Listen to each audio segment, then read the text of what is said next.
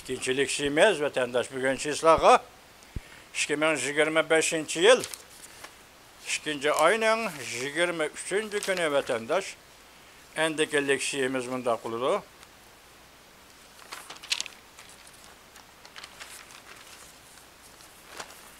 Endikilikçimiz bunda kuludu vatandaşım. Haftaki düşenbe.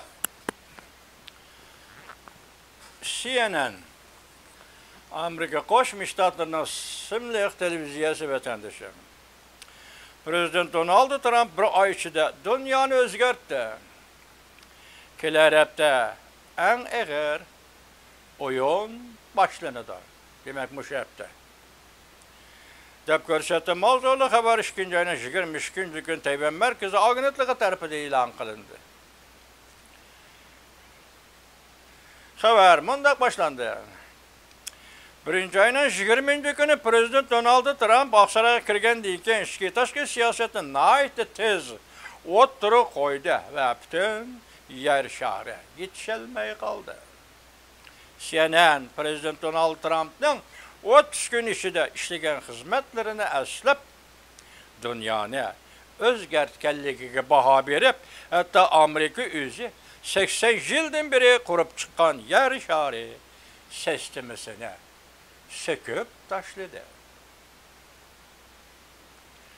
Kilerepte oynaldığın katı oyun Ukrayna vuruşunu kandak ahırlaştırmış meselesi dar. Dep görsetti simlik televizyon CNN'dir. Amerika simlik televizyon sensi bugün haber kılıp munda görsetti. Washington'da turuşlu G'arb devletleri diplomatları Prezident Donald Trump saylamda galba kılganda öz devlet hükümetlerinden muşu mezgillik torbetki fikir yezip siyaset belgeleydiğen Prezident Donald Trump qattiq taqabul turuşu sezgen idi. Nimiküllerinin yetip kelip atqanlığını G'arb diplomatlar Washington turuşlu G'arb diplomat sezgen idi. Öz hükümetleri bunun kandak takabül turdu, kandak muamele kılıdın. Bunu mu körüp yetken ve oylap yetken idi. Mesela Amerika Koşmuş Ştatları Prezidenti Donald Trump Aksaray'a kirgen. Avrupa rehberleri muşep de Fransa, Paris şehri ciddi yığın çakırıp şunu körsetki ki şiddetli kilovatqa vaziyet aldı. Nime kılarını bilmeye kaldı. CNN misal keltirip bunda görsetti. Prezident Donald Trump Amerika'nın Ukrayna vuruşu kıratkan siyasını özgertip, tecavüzcü devlet terpide turuşunu tallap elip, Rusya Prezidenti Vladimir Putin'in sözlerini tekrarladı.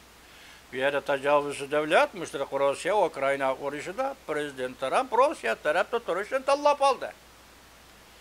Tecavüz kılındı dep qaralgan Ukrayna tarafta turuşunu emas, belki tecavüz kıldı dep qaralgan Rusya Federatsiyasi tarafta turup fikir qilishni ve shundaqla Prezident Vladimir Putin'in sözünü tekrarlash yolunu tellap aldı dedi.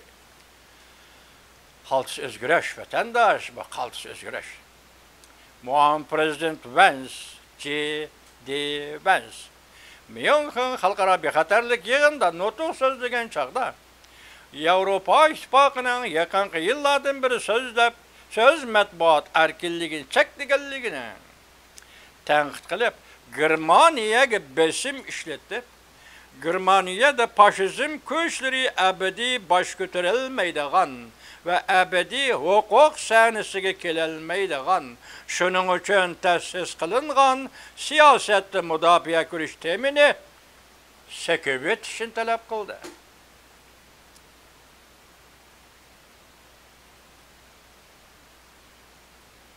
Seliştirip bakaylı vatandaşlar, 1987 yıl 6. ayının 12. günü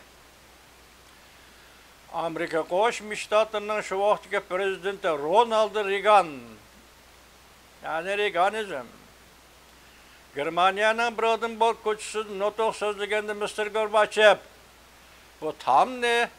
Berlin temini örüviteyli degen idi. İşinizge keldi ma vatandaş, 3 yıldan keyin iş degendek boldu. Prezident Reagan degendek boldu. 90-yıllar kirip geldi 20. asırdan. Berlin temimi örüldü. Rusya'daki sosyalizm lagerime örüldü. Seliştirip bilen endilikte Prezident Donald Trump hükümeti. Amerika Koşmuş Ştatlarının Prezidenti Donald Trump hükümeti ve bu hükümetin muavin Prezidenti J.D. Vance nindeydi? Qarana, dikkat kılın vatandaş.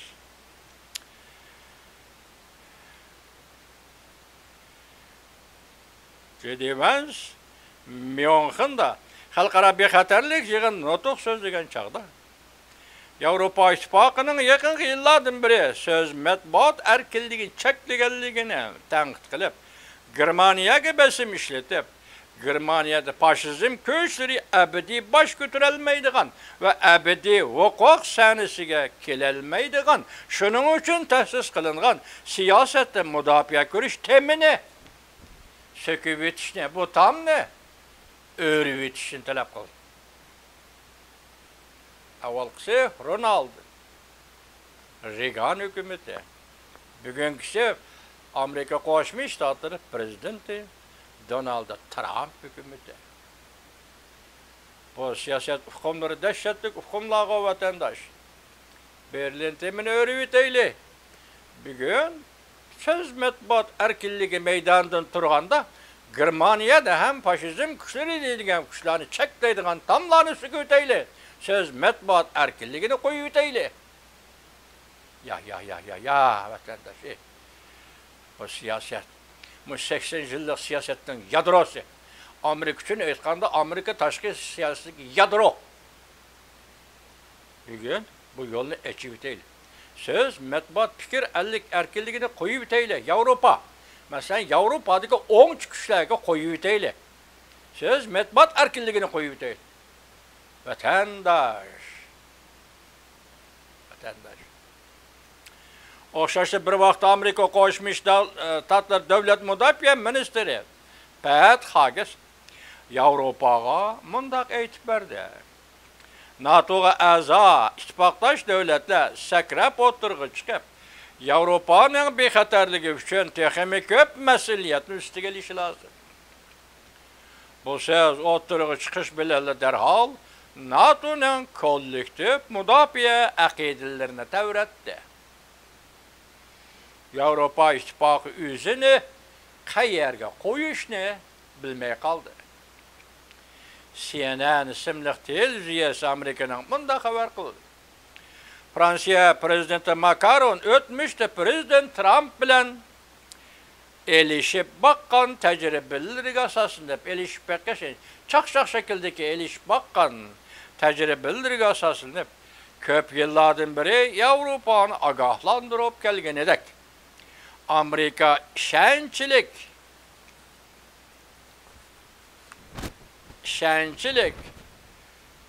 emas degan yerga yetib keldi. Fransiya shunday yetib keldi. Boshqa Avropa davlatlarining unda qilishini atayın. Fransiya shunday yetib keldi deyli. Amerika sheriklikda va do'st barobarlikda ishonchlik emas degan yerga yetib keldi.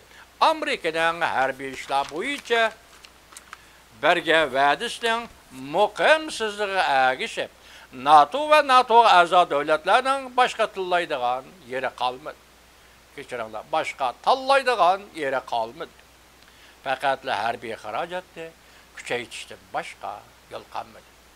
Demak, birinchi qatim prezident davrida Amerika Qo'shma Shtatlarining prezidenti Donald Trump Avropa, NATO o'ziga yoki mudofaa bo'yicha davlat xarajatini oshirish kerak degan edi.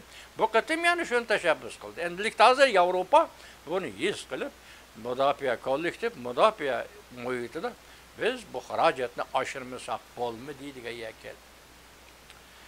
Kelayapti 100 bergan zo'r voqealarning birisi sizga Ukraina voqeasidir. Fransiya prezidenti Macron va Angliya vaziri Keir Starmer ilgari keyin Oqsaroyni ziyorat qildi. Ukraina urushini oxirlashtirish va tinchlik kelishimi manzilasi jihatda texmi ochiqlik yuz berdi. Tashqari dunyo bir mazgil chetqa qilgan Tashqi dunyoda bir mezgil chetqa qilgan Yevropa bu urushni oxirlashtirish jihatda qanday rol o'ynaydiganligini tushunib olaydi. Angliya, Fransiya bunda ko'rsatdi. Ukrainaga askar avatishga tayyorlanib qo'ydik. Biroq CNN bunda ko'rsatdi. Agar Amerikaning havodan, istixborotdan, arqsab mulozimatdan qo'llashi bo'lmaydigan bo'lsa, bu harakatni, ya'ni Fransiyaning, Angliyaning Ukrainaga askar avatish harakatini amalga oshirish mumkin emas. Ya Allah dünya. Amerika'nın kudretini görüp koyduğunuz mu vatandaş? Görüp yettik, siz mi gördünüz? Görüp yettik. Angliya, Fransiya aldı da hazır bu harekette kılman kılmayman diyeleydiğe ya da emez diyen gep bu ulanın acizliği ve güçlülüğü ya ki diplomatiyada yol koyganlığı meselesi emez. Bu negizini etkanda Amerika'nın kudretli orni meselesidir. Fransiya prezidenti Macron 20. günü 1. ayının 2. ayının 20. günü keçirenler. Bunda ko'rsatdi. Men Amerika Qo'shma Shtatlari prezidenti Donald Trumpga mundaq deyman. Sening ko'nglingning cho'nqur qatada. Prezident Vladimir Putinning oldida bo'shab ketmaydigan bir xarakter.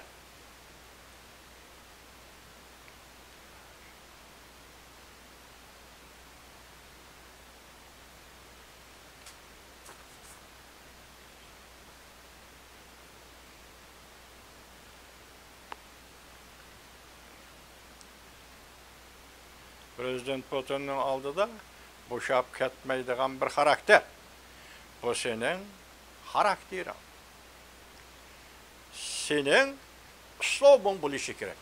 Demek bir yerde hazır, muş gepni en ahırda Fransa'nın prezidenti Macron etkan iken Amerika Qo'shma Shtatlari prezidenti Donald Trump'ın karakterini ve onun hizmet üslubunu, hizmet metodunu çunqur küzetke ve şunu da xulosa chiqargan gap.